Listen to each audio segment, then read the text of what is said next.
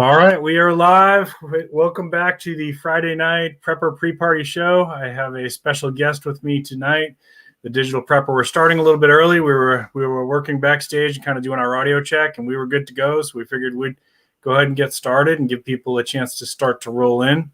While we're waiting for that, just do a couple little housekeeping things here. So this is the Prepping with Sarge channel, and I talk about all things preparedness. Tend to focus a little bit more on financial preparedness and food self-sufficiency. But I also talk about product reviews and I think I'm getting a little bit of. Let me see if I can figure out where that's coming from. A little bit of echo. That ain't better? Yeah, I don't hear it anymore. All right, seems like it's good now. So I talk about food self-sufficiency, storm preparedness, and some product reviews. In fact, I got some more product reviews I need to get rolling. I had a couple companies contact me and ask me, we got a little bit of lag on the live stream. I apologize. I know I have storms in my area, and Digital Prepper has a little bit of storms in his area too. So if we lose you guys, if the stream goes dead, we apologize and we'll reschedule it, but we're going to do our best to try to see if we can keep it going. All right, I see a couple people starting to show up. Hey Laura, it's good to see you. Hey Fatima, it's good to see you. We can go ahead and get started. So let me go ahead and introduce the Digital Prepper. Has been a good friend to my channel, and I just found out that he has just gotten his application for monetization. So big congratulations to you, DP. And can you tell us a little bit about yourself and a little bit about your channel, how you got started? Yeah, of course. So hello guys, I'm the Digital Prepper. I mainly go over like how we can utilize technology when prepping. Like for example, like keeping a data storage for various files and applications and such to use, as well as looking at like current events regarding technology and how we can kind of prepare either before or after the fact, like this entire thing with T-Mobile getting hacked and 50 million people being affected by it.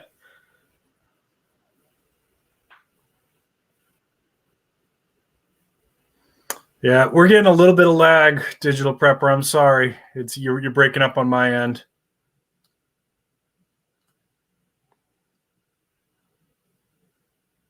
Oh, okay. Did you can you hear me okay? Yeah, I can hear you okay. Okay. All right. Well, we're gonna punch forward here, and hopefully the lag clears up a little bit. Hey Laura, hey Successful Slave, thank you. Hey Fatima, it's good to see you all. So I usually like to start off with a little bit of financial stuff, since I do talk about financial preparedness as part of prepping on my channel. Stock dropping in and out. I am so sorry, y'all. Weather might not cooperate. Anyways, the stock market dropped in and out, dropped a little bit this week. I actually thought it was going to be worse. I actually thought some of the financial indicators, and if you follow me on Instagram, I posted some of the stuff that I was watching over there. I thought it was going to be worse. I still think a massive correction is coming in. That's my personal feeling based on the data that I'm seeing. But again, I'm not a financial advisor. You have to make your own decisions. I'm not financially responsible for things that you do. You have to look at your own stuff, do your own due diligence. I just kind of give you my things that I'm looking at and what's working for me. So that being said, I did make a couple moves this week. Those of you who've been following me for a while, I'm moving heavy into passive income dividend stocks as part of my financial preparedness, and REITs, because I wanted to start to put more of a foothold into REITs. So as these have been dropping, these companies I'm going to tell you right now, as they've been dropping, I've been buying the dip a little bit at a time. I buy in increments because I think a big correction is coming. And so I don't want to dump, $1,000 at one spot. I'm buying in small increments and just keep buying as it dips. Okay. So a little bit of patience involved there, but 3M, Caterpillar, Cisco, LSI, NSA. Those are both storage companies, which are REITs. And I've told you a couple months ago that I thought that was going to be a play. because with the homeless eviction crisis coming up, there's going to be a lot of people looking for a place to put their stuff. Mm-hmm. I added a little bit more into Citibank, JPM, JP Morgan, PSA is another storage company, EXR is another storage company, and Emerson Electric is another one. So these are all good dividend companies for me. These are all buy and hold companies that I personally I'm buying one, and I plan to hold them. I don't care if they drop. I'll buy more if they drop. But these are my retired stocks that I'm holding on to. Hey, Will's Treasures. Hey, it's all good. It's good to see you guys. So silver and gold. Silver and gold had a rough week, guys, and that's if you are looking to flip. If you look at it as a long-term play, which I do, I'm not worried about that. This is actually a good opportunity to load up on some silver and gold if you've been thinking about it. Prices are phenomenal right now. I'm surprised. I don't know how that. I've been asking a couple other people that I trust, like Silver Husky and Director of Awesome, like what they think is going to happen if we have a big correction in the next 6 weeks. And a consensus among the three of us that it's going to be more based on the valuation of the dollar than the Dow or the S&P 500. So I need to start I used to track the value of the dollar versus the Canadian dollar versus the euro versus the pound. I haven't done that in a while, so I'm going to need to start watching that. Oh, so really? Nice. But they're right. When that happened, when we had the big spike in 2011, the dollar was tanking versus the Canadian dollar, and that's the only time I saw that happen in my lifetime. As far as when I was watching it, the Canadian dollar actually for a short period of time got stronger than the U.S. dollar. So watch for that. If that happens, that may be an indicator that silver and gold are going to be having a nice spike up. And then cryptocurrencies have kind of stayed where they are. We did have one little blip on the radar that Digital Prepper and I were going to talk about, and that was early in the week. I don't know if any of you caught it. On the cryptocurrencies, Litecoin had a really quick but massive spike. It went up. I don't remember exactly what it was, but I think it was like 50% in like an hour, which is awesome if you're into flipping the cryptocurrencies and looking for that kind of volatility. Yeah, that was crazy. So I messaged Digital Prepper and I said, hey, check this out. We need to take a look at this story. And we found out later on that this was based on a hoax. So Digital Prepper, what happened here? So it seemed like Litecoin actually was they were like making they were like pushing in the news saying that Walmart was going to be one of the people to use Litecoin to actually pay for certain things, and that turned out to be not the case at all. They probably pushed out that story in order to jack up the price of Litecoin, and Walmart actually came out and tweeted saying that we're not using any cryptocurrencies or anything. So it was that actually it was a pretty funny play to actually kind of artificially pump up that market.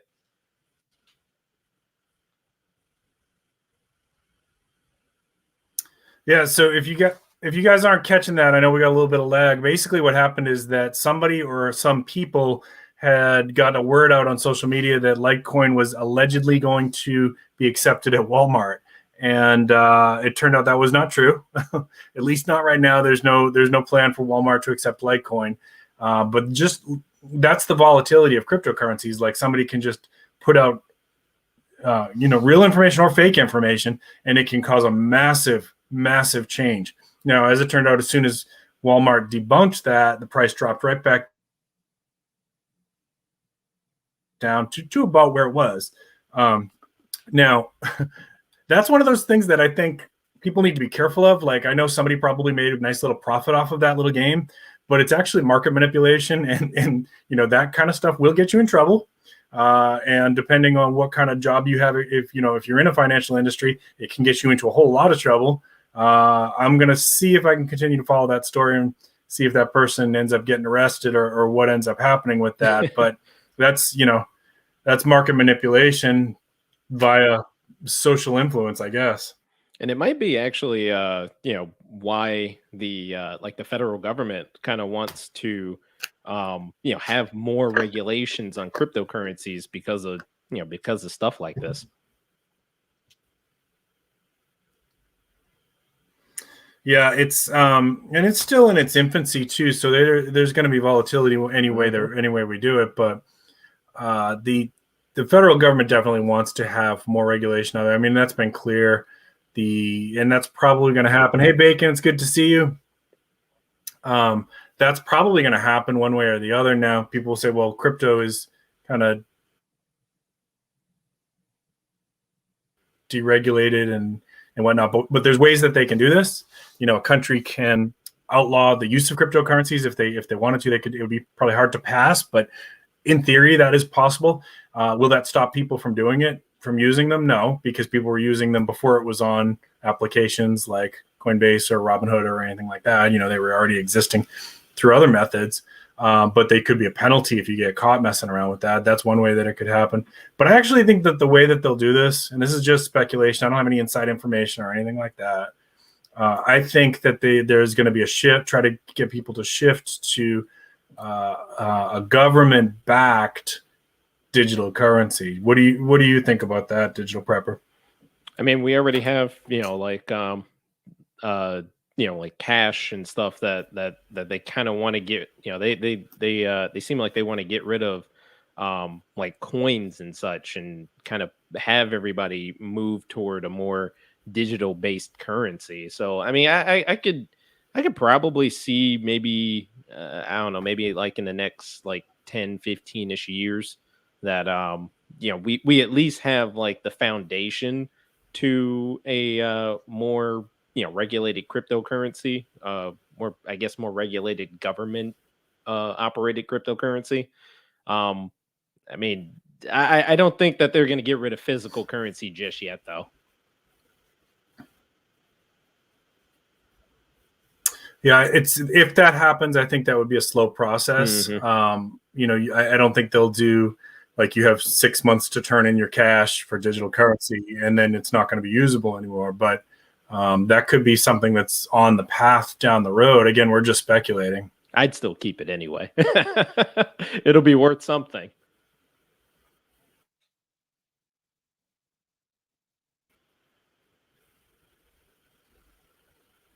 Yeah, it'll be worth some no matter what. I mean, there's people who are out there who collect currencies and collect currencies for, stuff that's not in circulation anymore, obviously. And I think for those of us who are into the precious metals, the pre-65 coinage and that kind of stuff, that's going to continue to have value, if not as a collector, just for, the uses that those precious metals could have. So I don't think any of that's going away anytime soon. But And this is, again, just speculation. If they could figure out a way how to track and regulate, the like whatever big current, Bitcoin, Litecoin, Ethereum, Doge, if they could figure out how to track those and really tax you on it, then that's really the more important thing, I think, in the short term for them, not for us, for them. But if they can't, then I think whatever they decide to call their little digital currency, the Americoin or whatever, that I see that as one of the things that we'll see probably here in the next 5-10 years. Yeah, and I think that because of the fact. So, Digital Prepper, do you have particular apps? Oh, I'm sorry. Oh, no. But yeah, I was just gonna say, just because like a lot of cryptocurrency like Bitcoin and Dogecoin and such, they're all kind of decentralized. That that it's gonna be hard for them to actually make a to kind of push any sort of federal government regulations on it, which is probably why they might, or it's a higher probability that they'll probably just make their own cryptocurrency and try and push that out rather than try and regulate the current existing cryptocurrencies, if that makes any sense. Yeah, because I mean, it's not like Bitcoin belongs to the United States or anything like that. Mm-hmm.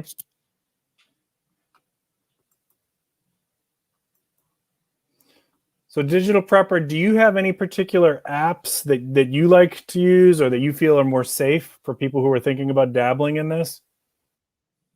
In cryptocurrency, um, I mean, I guess I mainly use what is this app? Oh, I actually use an app called Mycelium, and it's a mobile wallet that's that I can use to kind of store my cryptocurrency here. And I look, because funny enough, I actually recently got a new phone, and I was able to actually test out, well, can I can I put my can I move my crypto to my new phone? And I was able to do What that just fine. what do you like about mycelium? It's simple. I like apps that are that have that kind of simplicity to it. I know some apps have a lot of robust features and such, but I don't really need that in terms of a mobile wallet. I just need to be able to send and receive Bitcoin, as well as able to move it to another device if needed. It's pretty decent. So are you? So I think you use your cryptocurrencies different than I do. I mostly am like, buying low and selling high. I'm flipping it. You're actually, if you get any cryptocurrency, you're holding on to it. Yeah, for the most part, because honestly, there's I know that there are places that use cryptocurrency, like even I believe even like Starbucks, funny enough, uses a cryptocurrency as well. But nah, I don't necessarily see a reason to kind of use it right now. So I'm just kind of storing it. I may get like an actual hardware wallet soon enough, but I got to do a little research on that.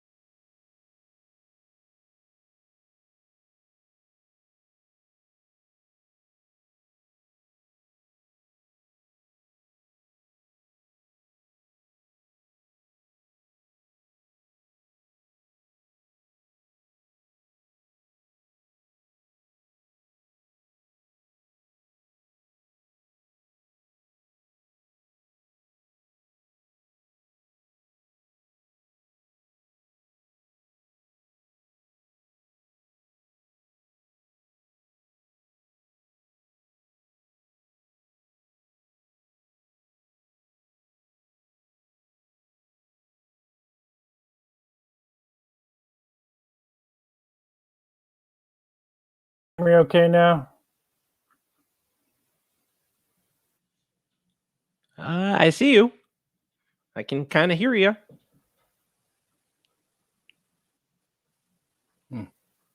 So those of you who are in chat, can you? Are we, I know we're buffering. Are you getting both of us? Because I'm having a hard time hearing DP. Are you guys able to hear me, or is it kind of broken up? Hey, Titan Preparedness. Hey, Bacon. Let's see who else popped in while we're talking. So Wilderstead. Hey, welcome. Prepper Days. Good to see you. Yeah, I'm so ungrateful peasants. Good to see you. I'm so sorry, guys. All right. Get rid of that. So you guys can hear and see me. What about when Digital Prepper talks? Are you guys able to hear him clearly? Yeah, can you hear me clearly or?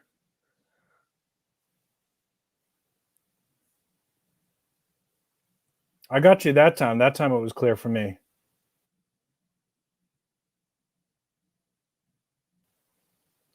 Oh, okay. Yeah, I'm gonna have to look up that book that that Bacon is talking about. All right, we'll try again.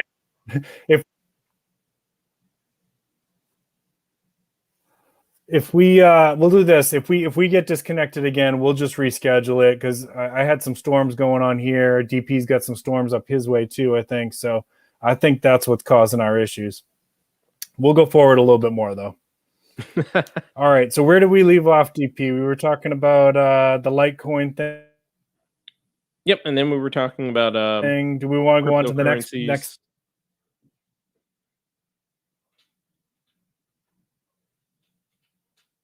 That's pretty much where we left off on.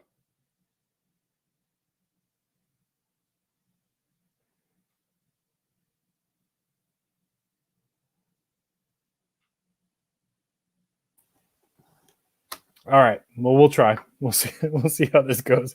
So there was a meme that was circulating around the various social medias about that you basically monitor, or Biden's administration was.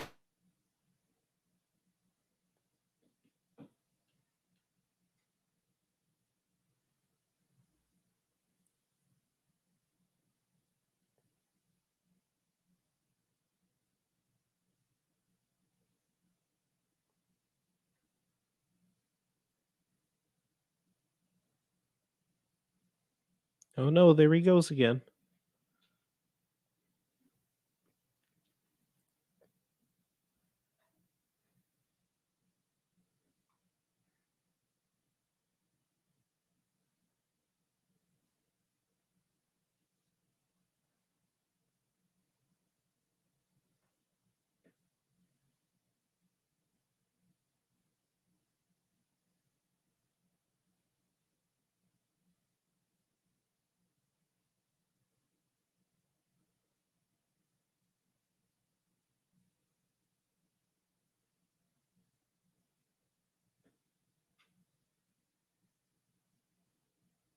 Welcome back. So yeah, where did I leave off? Okay, anyways, they fact check. When you fact check that, the it's a proposal, so it has to go through a lot of steps before that even happens. What exactly does that mean if it does happen, though? If this proposal goes through, see everything that I do in my bank that goes over $600. What does that mean? That's a good question. I think let's see. So, like, at least from what I'm reading, like they have an example. They say, like, for example, if you had at least $600 in your bank account, then your bank would be required to report any of those amounts, or the amounts of any like debits or credits, to that account to the IRS. And if those debits and credits that flow through the account add up to at least $600, looks like including deposited paychecks or electronic payments through smartphone apps, then those have to be reported too. and it's just inflows and out, like total inflows and outflows, not necessarily apparently they don't have any details on individual transactions. So it's just, I mean, And it's that just was what I weird. read as well, that it doesn't necessarily mean like if I decided to go out and buy $700 worth of whiskey, the IRS isn't going to see that if this proposal gets approved. But they would show, and if your bank account is showing deposits and outgoing debts that are over $600, and it wasn't clear when I was reading if that meant for the year or every transaction, but I took it more, from what I could tell, it was more like over a year. So if you have a bank account and you were showing $590, that was the total amount of transactions for the year, that wouldn't be reported. If you had one that went $600 or $601, that would be reported. But at this point, there was no indication that the IRS wanted to know that I bought $615 worth of whiskey. Yeah. I think that's kind of how it is.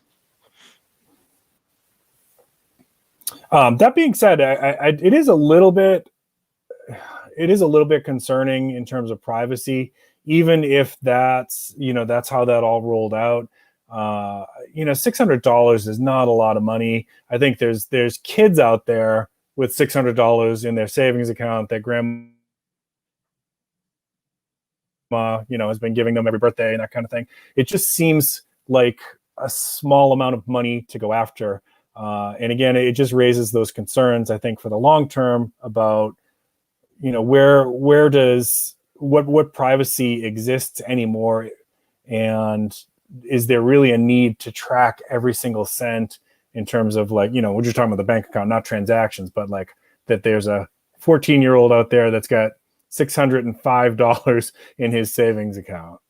Yeah, you're not wrong. I mean, like even the article that I've been looking at, like it says here, quote, "It just helps the IRS get better at finding non-compliance," and saying that setting that low of a threshold would make it harder for tax dodgers to set up multiple accounts and avoid having the activity in those accounts reported to the IRS. And I'm like, well, yeah, I agree with I agree with you. It's like, I mean, if they're gonna cheat, they're gonna find ways to do it anyway. Also, I agree. $700 for whiskey. That's Absolutely. And I will say, as just for yeah, that's outside of my range there, Bacon. I mean, I don't know that I've tasted cognac that was very expensive. I don't know how expensive it was, but not that I bought. Somebody let me taste it, and it was. I will say it was pretty fabulous. But it's just as far as like I have a small business. My wife has a small business. We've always felt like from the get-go, put everything out on the table. Let's see. For me personally, it's about let Caesar take his share. That's fine, whatever. Because I'd rather not have to worry about if whatever people try to do, and then worrying about always looking over your shoulder. That's just me personally. I mean, other people can disagree. Taxation is theft, and yeah, I get that too. I can understand that argument too. But there have been many people who've gone to prison for this, and it's just not worth it. That's my personal opinion. No, you're not wrong.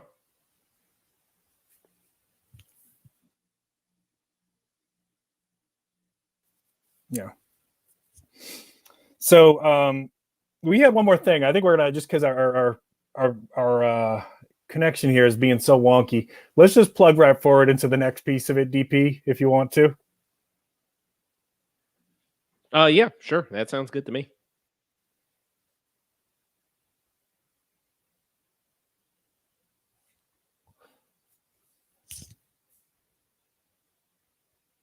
So I don't know if you guys are getting that audio,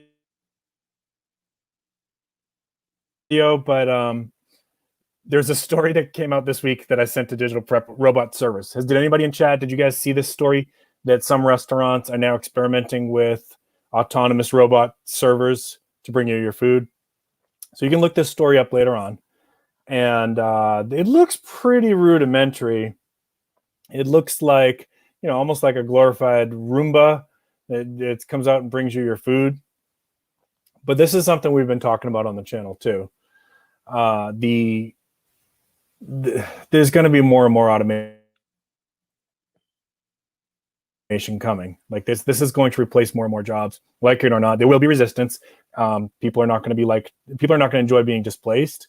I do think that eventually, when a certain amount of jobs are displaced, it puts us in a position where you will see, this is again just speculation, but you will probably see some kind of universal basic income rolled out, because you can't have, we have 330 million people in this country. If 30% of those jobs were displaced, we can't have, 80 to 100 million people homeless. We just can't. Yeah. So that's what's going to cause us to have to look at some kind of universal basic income. Like it or not, that's coming. Will we see 30% of the jobs displaced in our lifetime? I don't know. But when you look at everything that's been going on this summer with the restaurants and trying to get workers to come back, and I was telling Digital Prepper before we went live, Laura, there will be some resistance. There will be some resistance. But when I'm not going to put that up on chat. I got in trouble for one of my recent live streams with YouTube. So, when you look at what's happened this summer with trying to get workers to come back, I'm not surprised to see that some restaurants are starting to say, well, you know what? We can't get people to come back to work for us.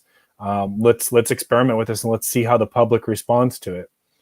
And I don't think it's going to work in fancy restaurants. Like if you go out to a really nice restaurant, a nice steakhouse, people aren't going to want to be served by a robot. But I do think it's going to work in fast food. I do think because if you've ever been to Europe, they actually have some places that you don't have any human interaction at all to get your food for fast food. There's some places that are like that. There's one called FEBO that comes to mind, and you can look that up, FEBO, and that's been around for over a decade. So the United States is in some ways a little bit behind the curve on that kind of stuff. Oh, interesting. But can you actually get like actual? Yeah, you can look that up later on. Yeah, it's more like a vending machine than a robot, but it's not that much bigger of a step to say, instead of having to go up and step up and take your thing out of the little locker that your food has been placed in, that a robot brings it over to you. Because walking to the locker to get your food is clearly burning too many calories. So it is going to be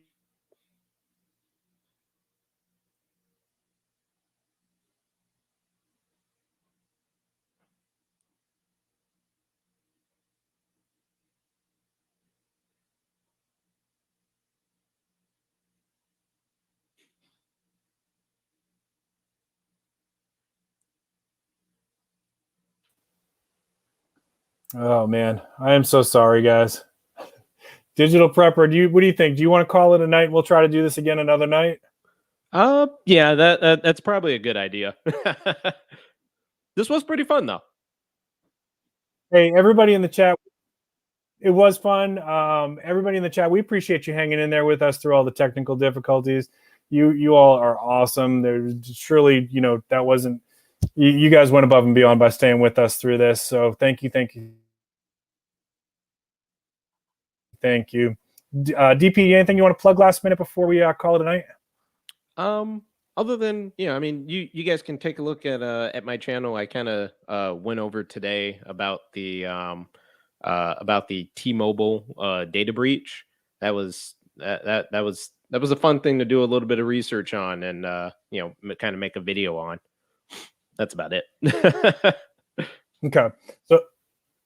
So if you guys didn't get that, Digital Prepper, I put a link to his YouTube in the